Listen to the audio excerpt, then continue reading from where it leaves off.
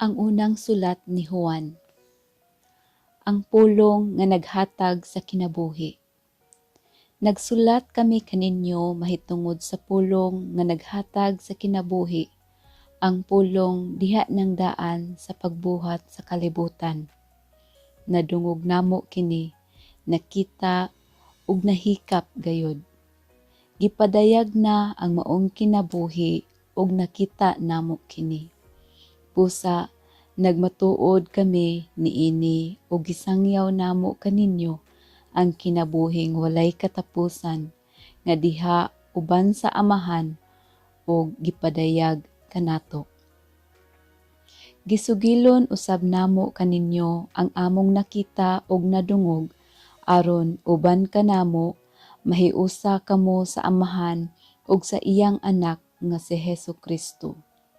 Gisulat namo kini aron mahingpit gayod ang atong kalipay. Ang Dios kahayag. Mao kini ang mensahe nga among nadungog gikan sa iyang anak ug gisangyaw namo kaninyo nga ang Dios kahayag ug diha kaniya wala gayoy kangitngit. Kun moingon kita nga nahiusa na kita sa Dios, apan nagpuyo di ay gihapon diha sa kangitngit na makakita ug wala magkinabuhi sumala sa kamatuoran. Apan kung magpuyo kita sa kahayag, ingon nga ang Dios anaa sa kahayag. Magkahiusa kita ug ang dugo ni Jesus nga iyang anak maghugas sa tanan natong kasalanan. Kung moingon kita nga wala kitay sala, gilimbungan nato ang atong kaugalingon ug wala kanato ang kamatuoran. Apan kung isugid nato sa Dios ang atong mga sala, siya nga matarong ug matinumanon sa iyang saad mopasaylo gayud sa tanan natong mga sala ug maghinlo sa tanan natong mga kalapasan. Kung moingon kita nga wala kita makasala, gipakabakako nato ang Dios ug wala nato dawata ang iyang pulong. Juan Kapitulo 2. Si Kristo ang atong manlalaban. Mga anak, gisulatan ko kamo niini aron dili na kamo magpakasala. Apan kun may makasala, may manlalaban kita nga si Hesukristo, ang matarong. Siya maoy mga tubang sa Amahan. Siya mao ang halad aron mapasaylo ang atong mga sala ug dili lang kayang ato ra kundili ang mga sala usab sa tanang tawo. Kung tumano nato ang mga sugo sa Dios, mapaniguro nato nga nakaila kita kaniya. Kung may moingon, nakaila ako sa Dios, apan wala magtuman sa iyang gisugo, bakakon kanang tawhana ug wala kaniya ang kamatuoran. Apan ang nagtuman sa iyang sugo, nahingpit diha kaniya ang gugma sa Dios. Mahibaluan nato nga nagkinabuhi kita sumala sa kabubuton sa Dios pinaagi niini. Ang nag-ingon nga siya anaa sa Dios kinahanglan magkinabuhi sama kang Hesukristo, ang bag-ong sugo. Minahal kong mga igsuon, dili bag-o ang sugo nga gisulat ko kaninyo. Karaan kining sugua og diha na kini kaninyo, sukad pa sa sinugdan. Mao kini ang mensahe nga inyo nang nadungog. Apan, bag-o kining sugua nga gisulat ko kaninyo og makita nga matuod kini diha kang Kristo ug diha usab kaninyo kay ang kangitngit miagi na ug ang matuod nga kahayag midan-ag na. Ang nag-ingon nga anaa siya sa kahayag, apan nagdumot di ay gihapon sa iyang isig katawo, anaa pa sa kangitngit. ug ang nahigugma sa iyang isig katawo anaa sa kahayag. Busa walay bisan unsa diha kaniya nga makaangin sa uban ngadto sa pagpakasala. Apan ang nagdumot sa iyang isig katawo anaa pa sa kangitngit. Naglakaw siya sa kangitngit ug wala masayod kun asa siya paingon kay gibutaan man siya sa kangitngit. Mga anak, nagsulat ako kaninyo kay gipasaylo na ang inyong mga sala tungod kang Kristo. Gisulatan ko usab kamong mga amahan kay nakaila man kamo kaniya nga diha ng daan sukad sa sinugdan. Gisulatan ko usab kamong mga batan-ong lalaki kay gibuntog man ninyo ang yawa. Mga anak, gisulatan ko kamo kay nakaila man kamo sa amahan. O gisulatan ko usab kamong mga amahan kay nakaila man kamo kaniya nga diha ng daan sukad pa sa sinugdan.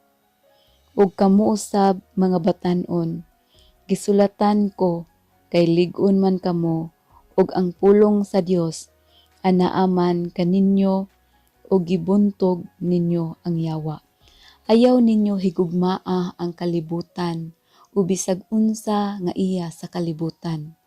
Kung higugmaon ninyo ang kalibutan, wala kamo mahigugma sa amahan. Kay ang tanang butang nga iya sa kalibutan, ang unudnong kahidlaw, ang tanang gikaibgan sa mga mata ug ang tanang gipasigarbo sa tawo, dili kini iya sa amahan, kundi iya sa kalibutan. Ang kalibutan ug ang tanan nga anaa niini nga gikaibgan sa mga tawo manghanaw. Apan ang magbuhat sa kabubuton sa Dios magpabiling buhi hangtod sa kahangturan. Mga kaaway ni Kristo. Mga anak, duol na ang katapusan sa kalibutan. Nakadungog kamo nga muanhi ang kaaway ni Kristo ug karon ania na ang daghang mga kaaway ni Kristo. Busa, masiguro nato nga duol na gayud ang katapusan. Mibulag kanato kining mga tawhana kay dili man sila tinuod nga sakop sa atong pundok. Kung tinuod pa ang ato silang mga kauban, magpabilin unta sila kanato. Apan namiya sila aron mailhan gayud nga sila dili kauban nato. Apan kamo gidihugan niya nga balaan. Busa nasayod kamong tanan sa kamatuoran. Gisulatan ko kamo dili tungod kay wala kamo masayod sa kamatuoran, kundili tungod kay nasayod kamo niini ug nahibalo nga walay bakak nga magikan sa kamatuoran. Karon, kinsa man ang bakakon? Ang bakakon mao kadtong nag-ingon nga si Jesus dili mao ang Kristo.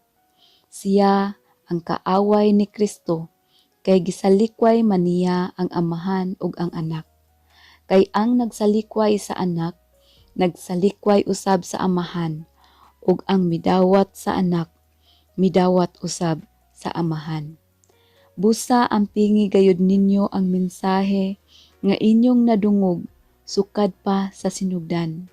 Kay kun inyong ampingan diha sa inyong kasing-kasing ang nadungog ninyo, magpabilin kamo kanunay diha sa anak ug sa amahan. Ug ang gisaad ni Kristo kanato mao ang kinabuhing dayon.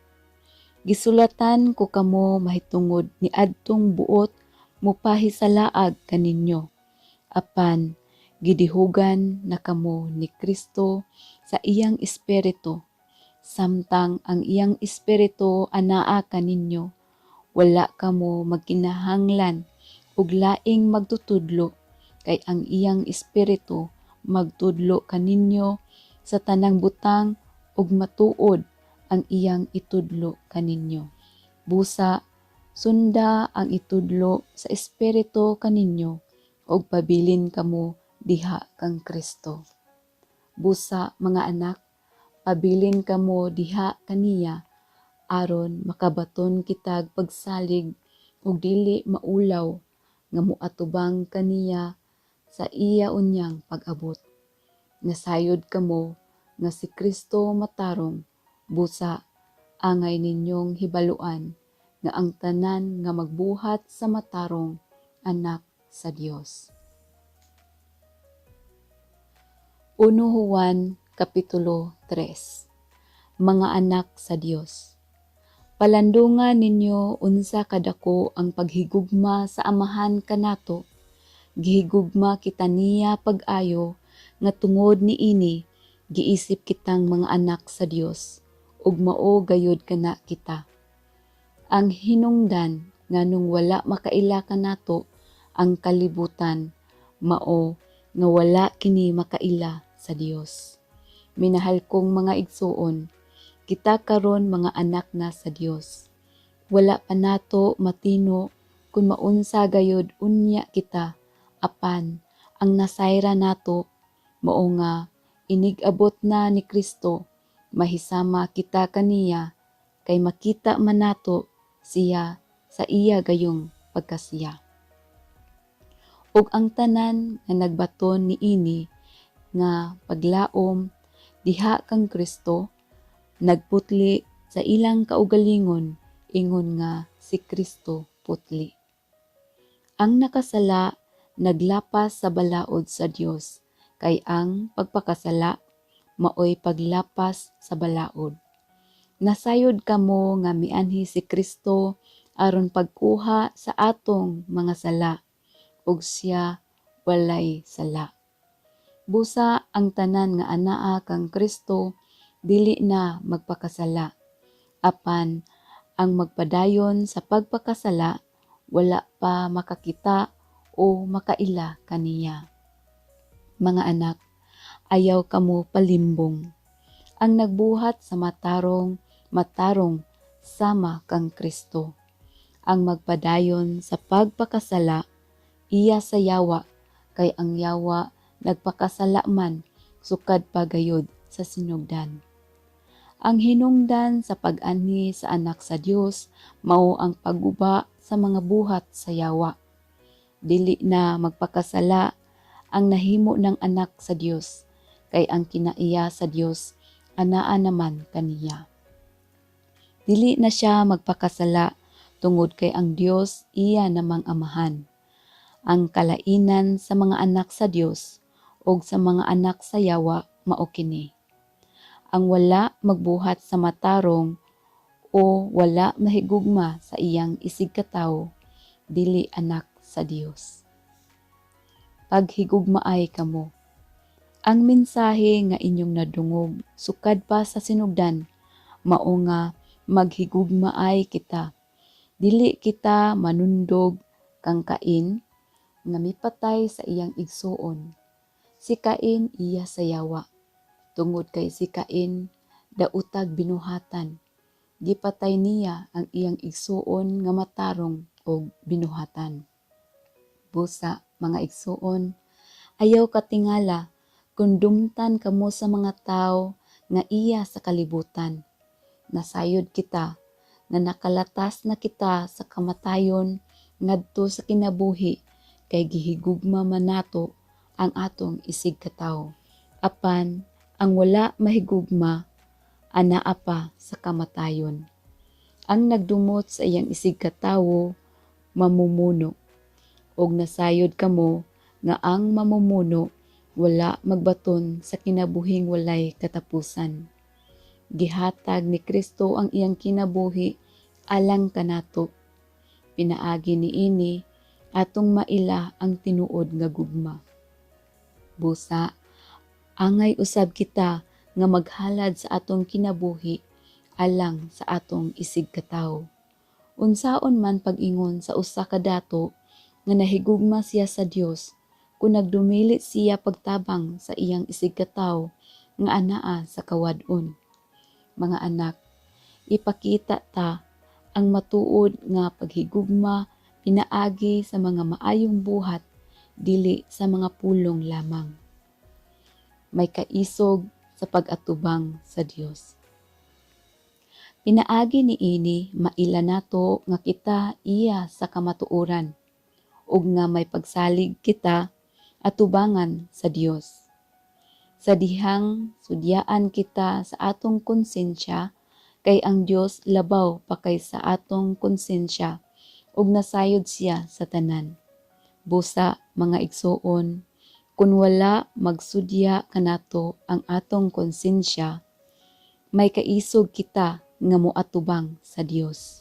Ug atong madawat gikan kaniya ang bisan unsa nga pangayoon nato kay gituman man nato ang iyang mga sugo o gibuhat ang makapahimuot kaniya. Ang gisugo niya mao nga mutuo kita sa ngalan sa iyang anak nga si Hesukristo ug maghigugmaay sumala sa sugo ni Kristo. Ang nagtuman sa mga sugo sa Dios, anaa sa Dios, ug ang Dios anaa kaniya. Ug masayra nato nga ang Dios ania kanato pinaagi sa espiritu nga iyang gihatag kanato. 1 Juan Kapitulo 4. Ang matuod ug ang dili matuod nga espiritu. Mga igsoon, ayaw ninyo tuohi ang tanang nagpatuo nga ang espiritu anaa kanila, kundili usisaha ninyo kung gikan bagayod sa Dios ang espiritu nga anaa kanila, kay daghan ang dili matuod nga mga propeta nga nanungha sa tanang dapit. Maila ninyo kung ang maong espiritu iya ba sa Dios pinaagi ni ini.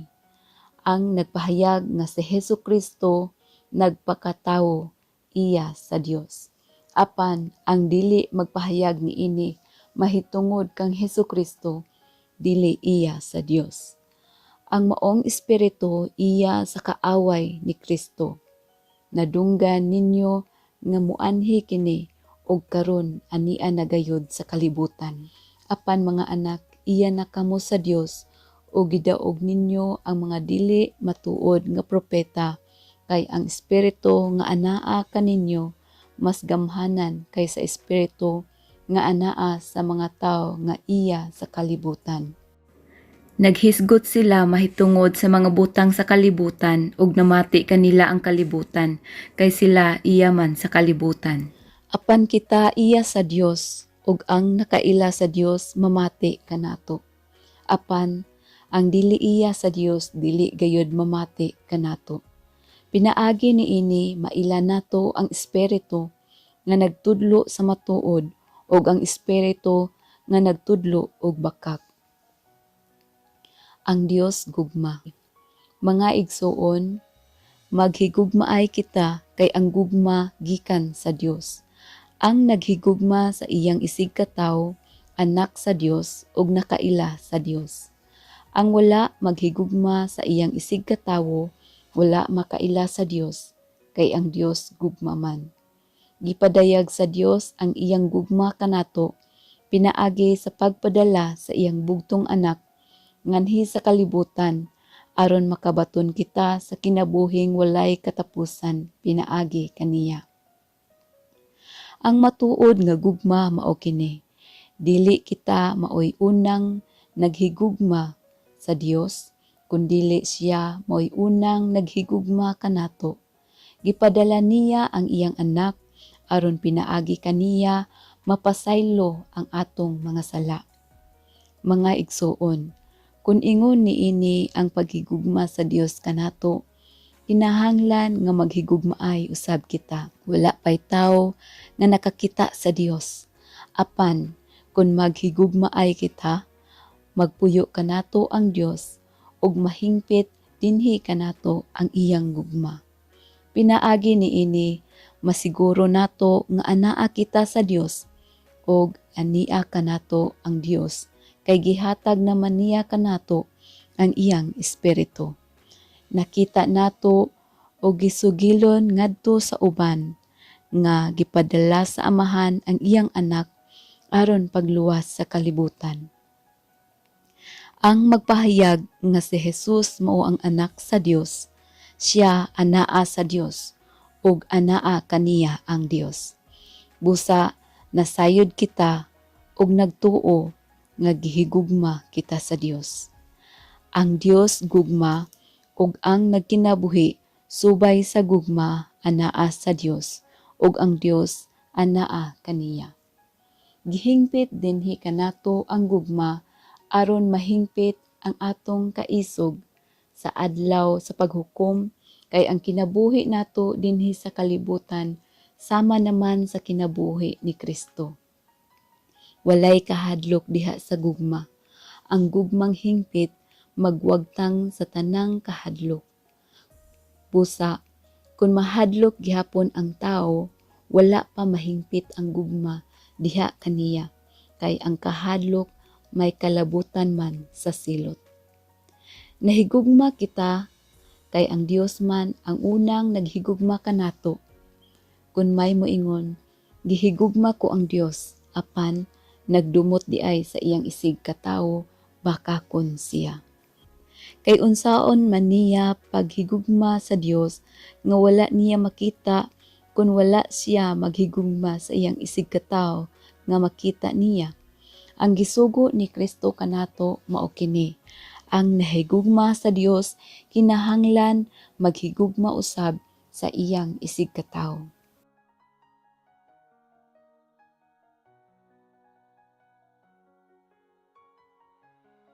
Anak sa Dios ang nagtuo nga si Jesus mao ang Kristo.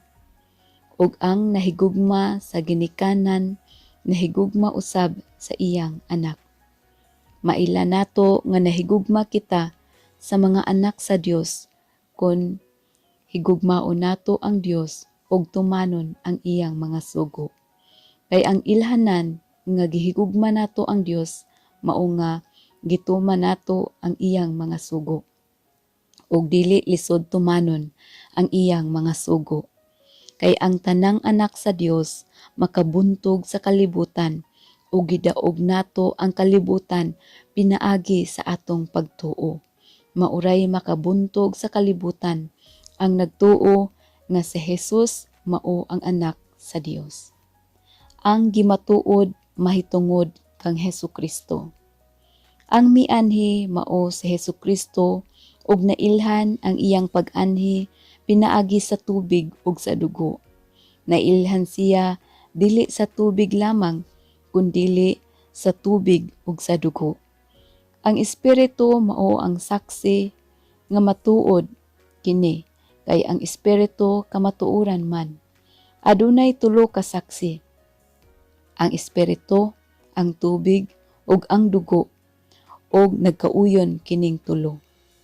Kung tuuhan nato ang pagsaksi sa tawo, labi pang tuuhan nato ang pagsaksi sa Dios, kay kini ang iyang gisaksi bahin sa iyang anak.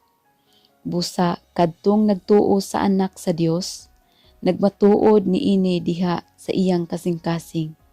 Apan ang wala motuo sa Dios, nag-isip nga bakakon ang Dios kay wala man niya tuuhi ang gisaksi sa Dios mahitungod sa iyang anak.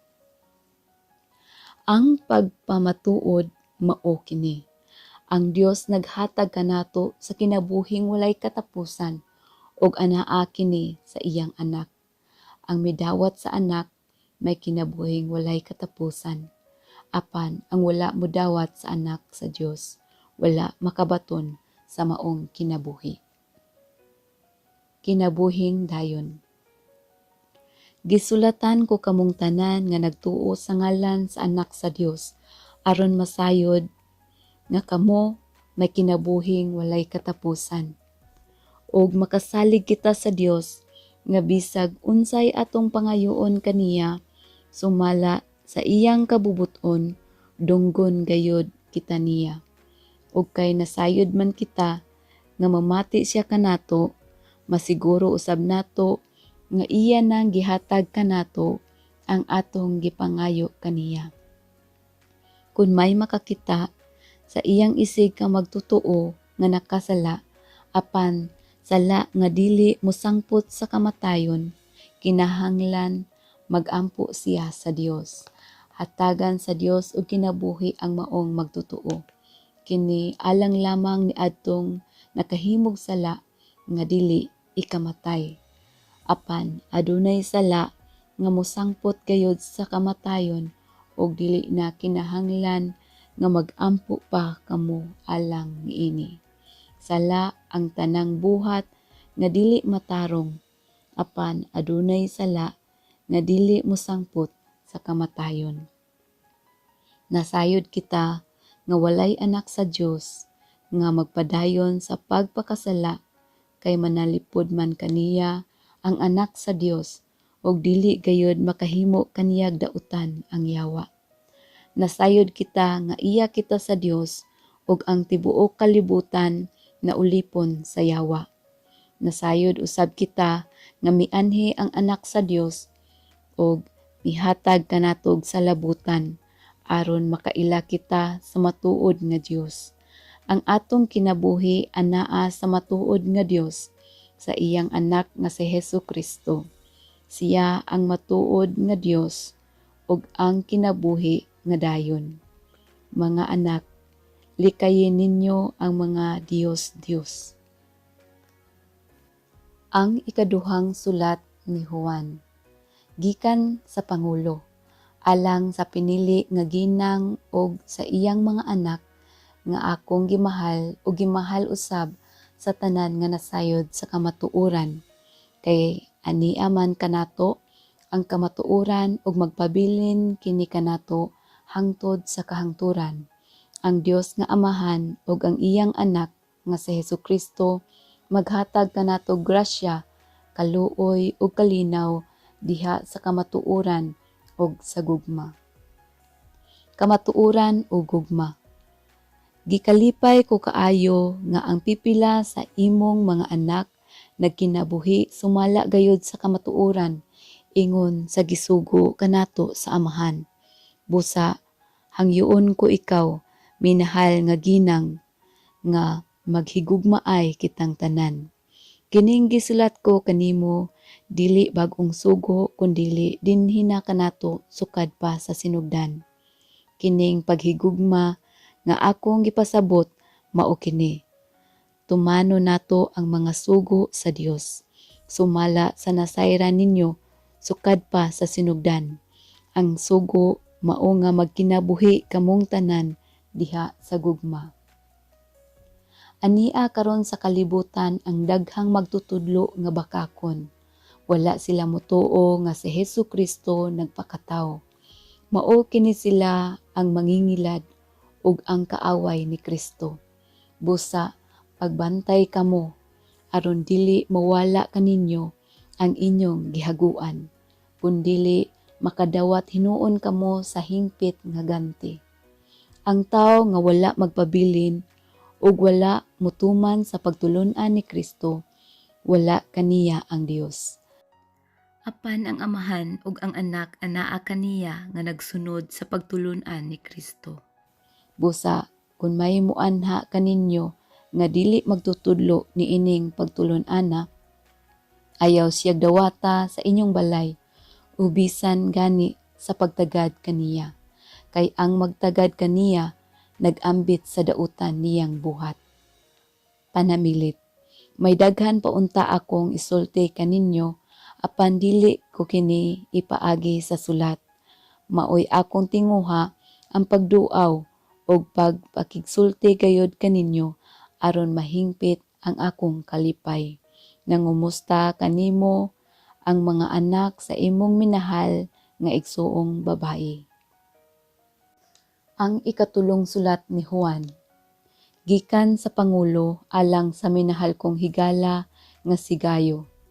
Minahal kong higala, nagampo ako nga anaa ka sa maayong kahimtang ug maayong panglawas, ingon nga maayo ka sa espirituhanong kinabuhi. Gikalipay ko pag-ayo ang pag-abot sa pipila ka mga igsuon nga nagbalita kanako sa imong pagkinabuhi sumala sa kamatuoran sama sa imong naandan. Wala nay labaw nga makalipay kanako kay sa balita nga ang mga anak ko nagkinabuhi sumala sa kamatuoran. gidayeg sigayo. Minahal kong higala, nagmatinumanon ka sa imong pag-alagad sa mga kaigsuunan, bisan pa kun sila dili nimo kaila. Nagbalita sila atubangan sa simbahan diri, mahitungod sa imong gugma. Tabangi in taon sila sa paagi nga makapahimuot sa Dios aron makapadayon sa ilang panaw. Kay ang tuyo sa ilang pagpanaw, mauman ang pag-alagad kang Kristo, ug wala sila mudawat og hinabang gikan sa dili magtotoo. Busa, kinahanglan nga tabangan ta sila aron makaambit kita sa ilang buhat alang sa kamatuoran. Si Diotrephes o si Demetrio. Nagsulat ako sa simbahan apan si Diotrephes nga gustong ilhon nga pangulo diha, wala magtagad sa akong gisulti. Busa, inig-anha ko diha, hisgutan ko ang iyang gibuhat nga pagbutang-butang kanako. Ug dili kay kanara, dili usab siya muabi-abi kun may muabot nga mga kaigsuunan. Gani, pugngan pagayod niya kadtong buot muabi-abi kanila og hinginlan niya sila gikan sa simbahan. Minahal kong higala, ayaw sunda ang dautan kundili ang maayo. Ang nagbuhat sa maayo iya sa Dios ug ang nagbuhat sa dautan wala makakita sa Dios. Si Demetrio gidayeg sa tanan, bisan gani ang kamatuoran saksi niini. Og ako usab mudason niini og nahibalo ka nga matuod ang akong gisulti. Panamilit, daghan paunta akong isulti kanimo apan dili ko kini ipaagi sa sulat. Makikita ako kanimo sa dili madugay aron magkasultihanay kita. Ang kalinaw mag-uban kanimo. Nangumusta kanimo ang tanan mong mga higala. Ipangumusta usab ako sa tanantang mga higala diha.